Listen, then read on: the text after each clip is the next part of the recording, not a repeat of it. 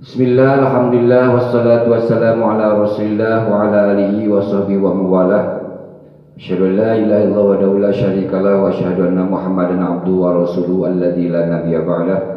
Allahumma shalli ala sayyidina Muhammad wa ala alihi wa sahbihi wa man tabi'ahum bi ihsan ila yaumil qiyamah. Amma ba'd. Rabbi shrah li sadri wa yassir li amri wa hlul 'uqdatam min lisani yafqahu qawli.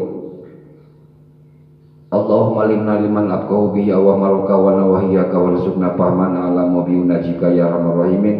Allahumma rzuqna wa fahman an nabiyina wa hibdul mursalin wa ilhamal malaikatil muqarrabin. Allahumma akrimna bil fahmi wa akhrijna minaz zulumati al wahmi wa ftah abwaaba bi rahmatika wa anzur ala hikmataka ya arhamar rahimin. Raditu billahi rabba wa bil islami dina wa bi muhammadin nabiyya wa rasulah. Hadirin jamaah rahimakumullah yang saya hormati, semoga Allah muliakan dan sama-sama mengharapkan ridha Allah Subhanahu wa taala. Alhamdulillah kita bisa dipertemukan lagi dalam kajian. Mudah-mudahan kita semua selalu ada dalam ridho dan rahmat Allah Subhanahu wa taala. Amin ya Allah ya rabbal alamin. Hadirin yang berbahagia, baik untuk mempersingkat waktu, saya akan mencoba melanjutkan kajian masih di kitab Mukhtalaf Hadis, yaitu hadis-hadis pilihan, masih di bab awal di Halqul Hamzah, hadis-hadis yang dimulai dengan huruf hamzah. Nabi SAW bersabda, "Atani Jibrilu faqala ya Muhammad, ais masita fa innaka mayyitun wa habib masita fa innaka mufarriquh wa'mal masita fa innaka majibih wa'lam anna sarafal mu'min qiyamuhu bilail wa izzahu istagnu anin nas." Suatu ketika Jibril alaihissalam datang kepada Rasulullah SAW menyampaikan sebuah peringatan kepada Rasulullah SAW. Jibril berkata, "Ya Muhammad, isma sita, silakan hidup sekehendakmu. Fa innaka mayyitun, akan tetapi kamu akan mati." Kalimahnya disampaikan kepada Rasulullah SAW. Akan tetapi makna isi dan tujuannya dikhitabkan kepada kita sebagai umatnya. Yang mana kita tahu bahwa Rasulullah SAW adalah insanul kamil, manusia yang sempurna, manusia yang mulia, manusia yang dimaksud oleh Allah Subhanahu wa taala. Langkahnya, gerak-geriknya, perilakunya dan segala amal perbuatannya adalah Al-Quran. Karena kehidupan Rasulullah SAW lahir batinnya dibimbing oleh Allah Subhanahu wa taala. Oleh karena itu, maksud serta tujuan hadis tersebut adalah kepada kita sebagai umatnya. Hadirnya berbahagia bahwa Allah Subhanahu wa taala menciptakan dalam diri manusia yang disebut dengan hawaun nafs, yaitu hawa nafsu. Dalam hawa nafsu ada yang disebut dengan cita-cita, ada yang disebut dengan keinginan, ada juga yang disebut dengan harapan. Oleh karena itu, Allah Subhanahu wa taala memberi kebebasan kepada kehidupan manusia. Silakan mau hidup sekehendakmu. Silakan, Allah memberikan jalan kepada kita. Allah memberikan pilihan kepada kita. Apa yang kita kehendaki, apa yang kita inginkan. Allah tidak memaksa agar kita taat. Allah tidak memaksa agar kita tidak maksiat. Karena ketaatan yang kita lakukan tidak akan menambah keagungan Allah Subhanahu wa taala, dan kemaksiatan yang kita lakukan tidak akan mengurangi keagungan Allah Subhanahu wa taala. Oleh karena itu, Allah memberikan kebebasan dalam hidup kita sebagai manusia, jalan mana yang akan kita tuju, jalan mana yang akan kita raih. Namun perlu kita ingat, yang perlu kita pahami, yang mesti jadi peringatan, bahwa hidup di dunia manusia tidak akan lama. Hidup manusia di dunia hanya sebentar saja, karena dunia bukan tempat keabadian dan dunia bukan tujuan kita sebagai manusia. Ingat, pesta pasti berakhir. Pertanyaannya, apa yang memisahkan kita dari dunia? Apa yang melepaskan kita dari dunia? Apa yang membatasi kita, kehidupan kita di dunia? Adalah maut. Maut bukanlah hal yang mengindahkan. Maut bukanlah sesuatu yang menyenangkan. Maut adalah sesuatu yang sangat mengerikan. Karena mengapa? Karena di dalam maut ada yang disebut dengan sakaratul maut. Ketika kita sakaratul maut, ketika manusia ada dalam sakaratul maut, manusia bukan sedang dimanjakan oleh sesuatu. Manusia bukan dalam posisi yang nikmat. Akan tetapi sakaratul maut adalah sesuatu yang sangat menyakitkan.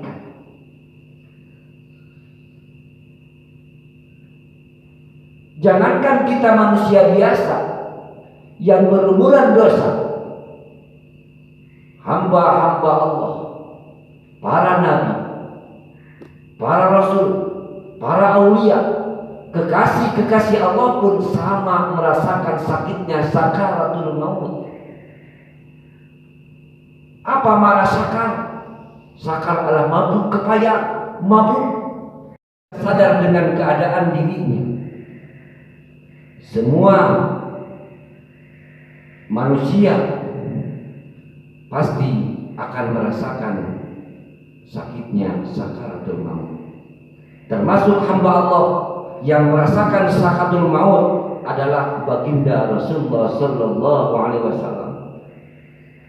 Ketika baginda sedang menghadapi sakaratul maut,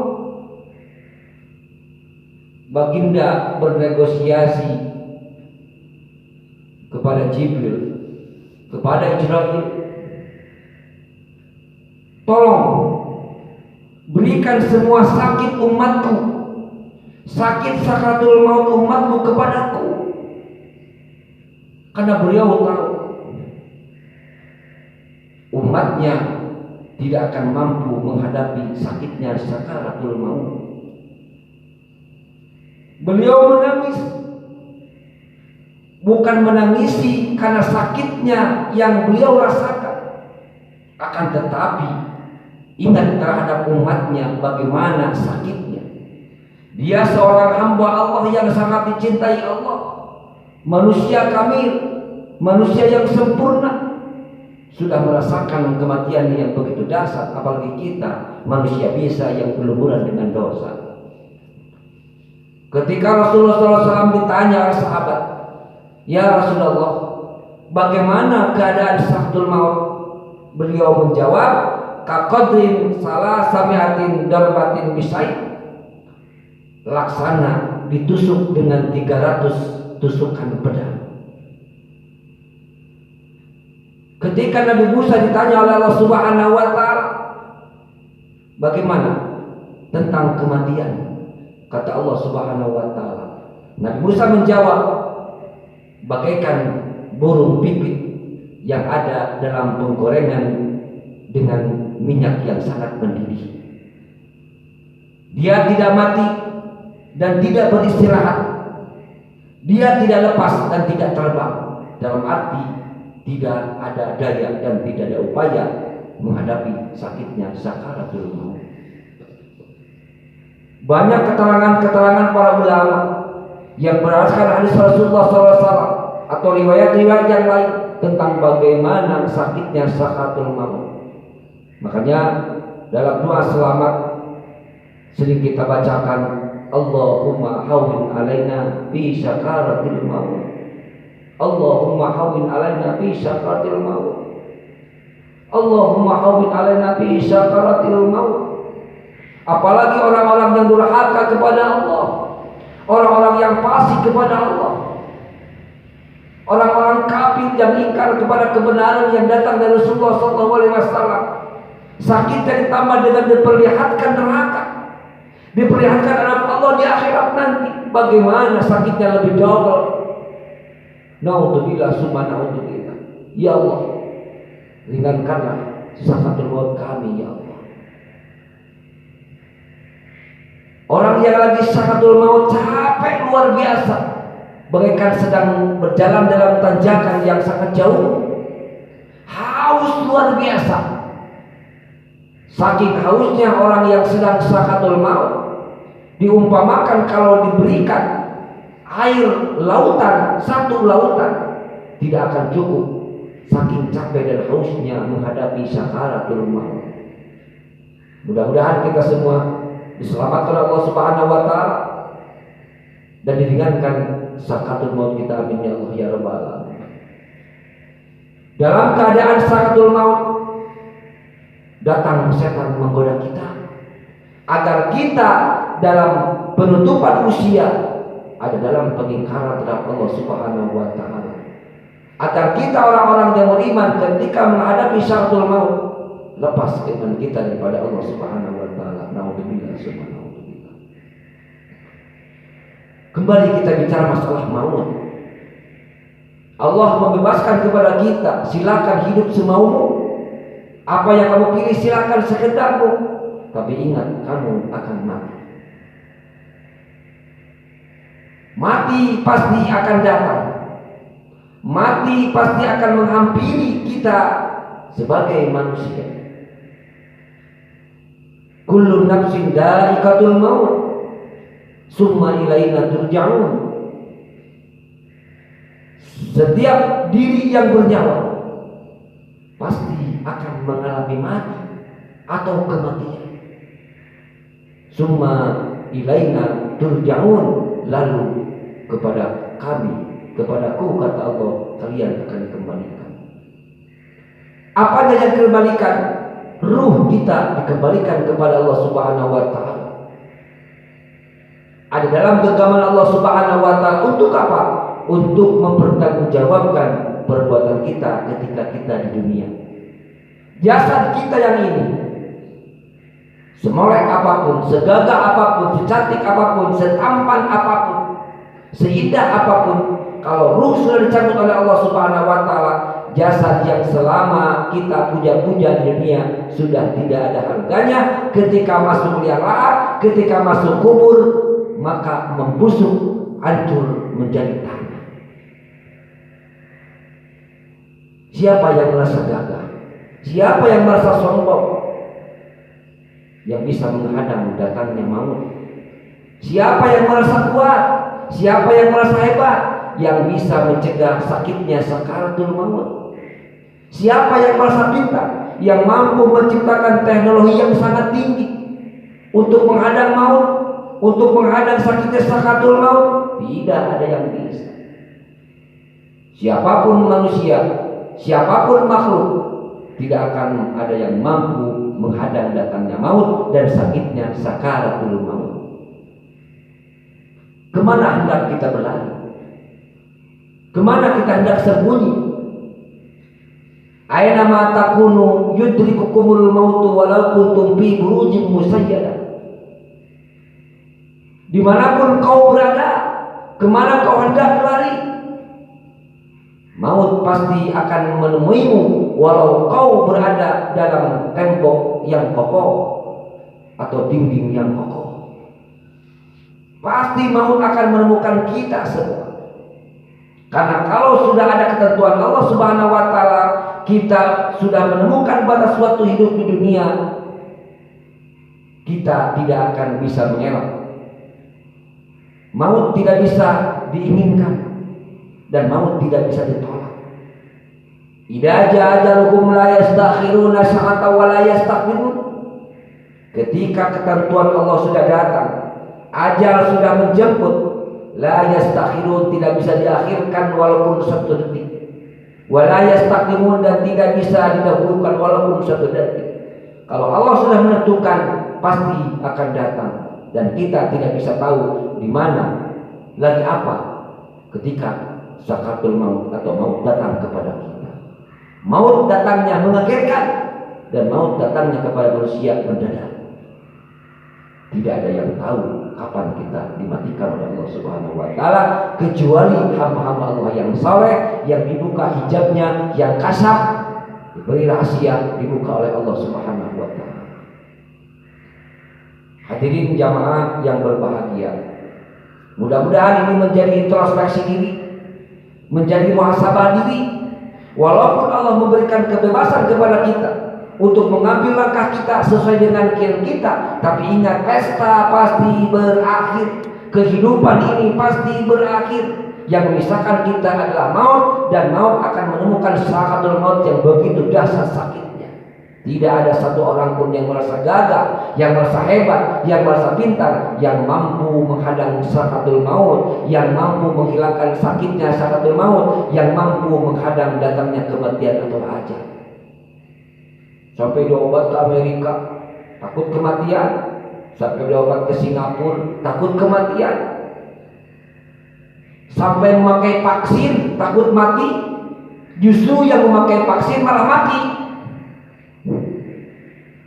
Yang tidak memakai vaksin belum mati, justru yang memakai vaksin mati. Ini menunjukkan jangan macam-macam dalam Allah. Kalau sudah mati mendatangi kita, tidak ada satu obat pun yang bisa menghadapi. Hadirin jamaah Allah, sekali lagi, mudah-mudahan menjadi introspeksi dan muhasabah diri kita. Waspada, walaupun Allah membebaskan kita dalam melangkah di dunia ini, tapi ingat, kita akan mati. Dan yang jadi permasalahan adalah kehidupan setelah mati. Yang jadi persoalan adalah kehidupan setelah mati. Sakaratnya kita sakit, belum kita setelah mati. Bagaimana nasib kita setelah mati? Alam setelah mati, yaitu alam kubur. Mati merupakan gerbang pemisah antara kehidupan dunia dan antara kehidupan akhirat.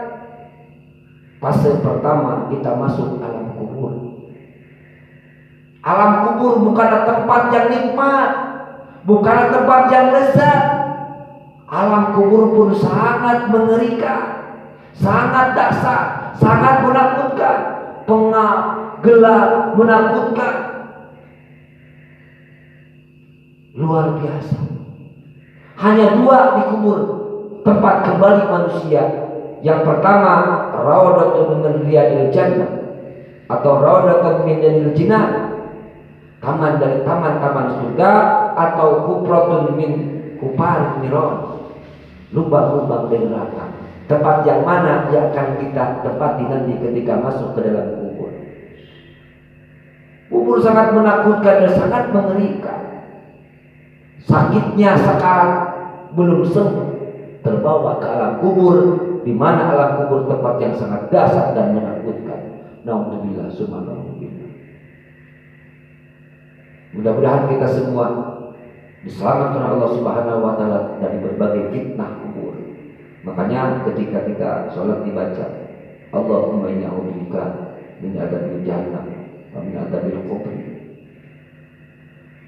Mudah-mudahan Allah Subhanahu wa taala menyelamatkan kita dari azab jahanam dan azab kubur. Bagaimana kita menghadapi malaikat? Persoalan-persoalan akan datang ketika masuk kita ke dalam kubur. Hadirin jamaah rahimakumullah, itulah perjalanan kita yang akan kita hadapi. Semuanya, saya, Anda semua, siapapun, itulah perjalanan yang akan kita hadapi dan menjadikan ketentuan Allah, menjadikan sunnatullah yang telah diberikan dikonsepkan dalam kehidupan manusia.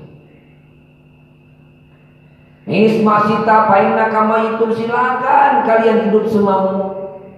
Silakan hidup sesuai dengan keinginanmu. Painaka mayitun, sesungguhnya kalian akan mati. Dan yang jadi persoalan, bagaimana keadaan kita setelah mati.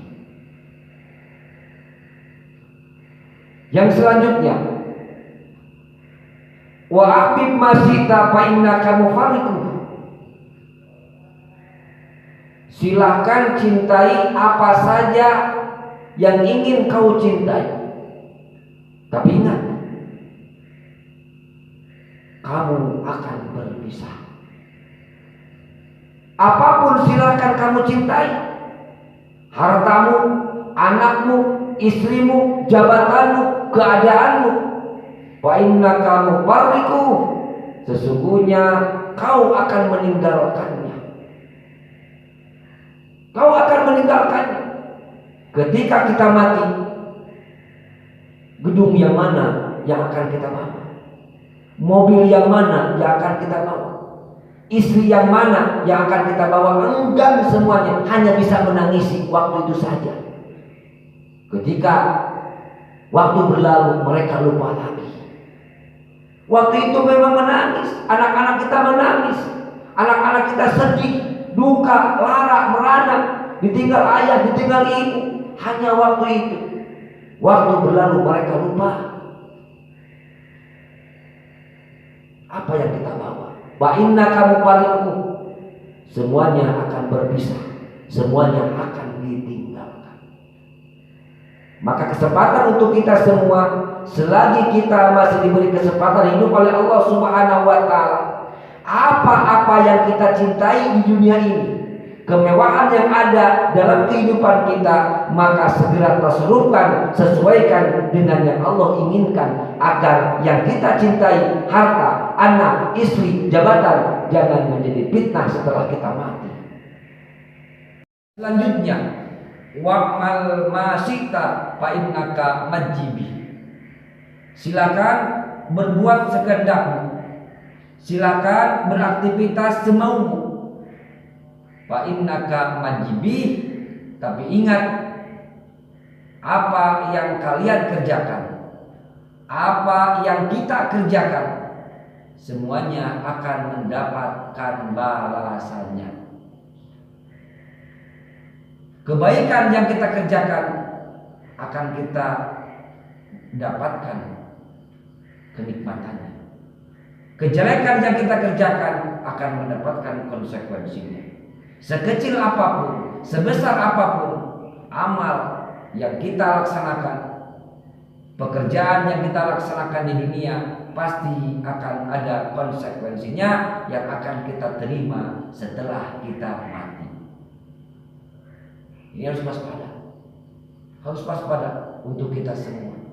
Silakan kita beramal sesuai keinginan kita, sesuai kehendak kita, tapi semua akan ada akibatnya. Semua akan dibalas di hadapan Allah Subhanahu wa taala, sekecil apapun. Faman ya'mal misqala dzarratin khairan yara wa man ya'mal misqala dzarratin syarran yara. Sekecil apapun amal yang kita laksanakan, yang kita kerjakan, akan ada balasannya. Sekecil apapun kejelekan yang kita laksanakan, akan juga mendapatkan konsekuensinya. Maka daripada itu, selagi kita hidup di alam dunia, selagi kita punya kesempatan dari Allah Subhanahu wa taala, mari kita sama-sama untuk memperbaiki diri. Mari kita sama-sama melangkah ke jalan yang Allah ridhoi, yang sesuai dengan aturan Allah dan aturan Rasulullah SAW sebelum kita menyesal.